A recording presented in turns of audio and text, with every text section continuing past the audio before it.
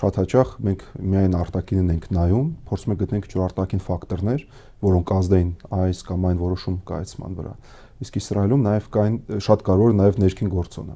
Շատ կարևոր ուշադրություն դարձնել, թե Իսրայելի ներսում ինչ է կատարվում։ Իսրայելի ներսում հասարակությունը դժգոհ է գործող իշխանությունից, խոսքը գնում է Բենյամին Նետանյահուի մասին, որովհետև ինքը չհաջողվեց Գազայում,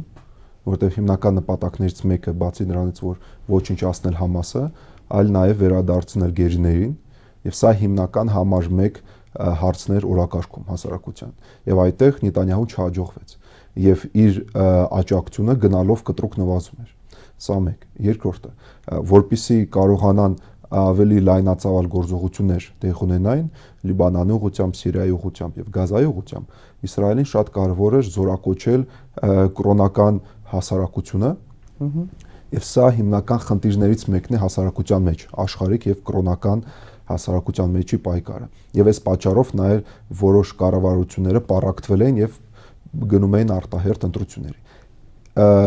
Այս վերջի օրի ընթացքում Իսրայելում պիտի քննարկվեր հենց այդ օրենքը, որ զորակոչել խարեդիմներին, այս կրոնականներին բանակ եւ կրոնական կոալիցիայի գործընկերները Նետանյահուի հայտարարեցին, որ այն դեպքում, եթե այս օրենքը դուք ընդունեք, մենք կոալիցիայից դուրս ենք գալիս։ Դա նշանակում է կառավարությունը ձուլվում է,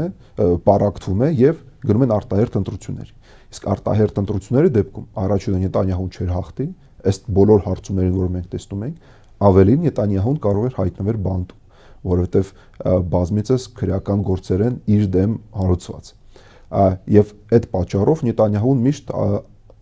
գնում էր եւ դիմում էր էսկալացիայի։ Հարվածում էր օրինակ Եմենին եւ սենց մեծ PR ակցիա են անում։ Հարվածեց Հեզբոլային, հետո հարվածեցին Սիրիային եւ դրանով ինքը մնում էր իշխանությամբ։ Հիմա ինքը գտնվում է արդեն deadlock իրավիճակի մեջ։ Եվ ինչպես նախորդ անգամ խոսում ենք, իրանց համար է կարևոր է այս մատրոշկեն կամած բացեն։ Սկզբից Համասը, հետո Հեզբոլան, հետո Հութիները, հետո Սիրիան, հիմա արդեն հասան Իրանին։ Այս իր համար շատ կարևոր տայմինգ էր, որպեսզի ինքը պահի իր իշխանությունը։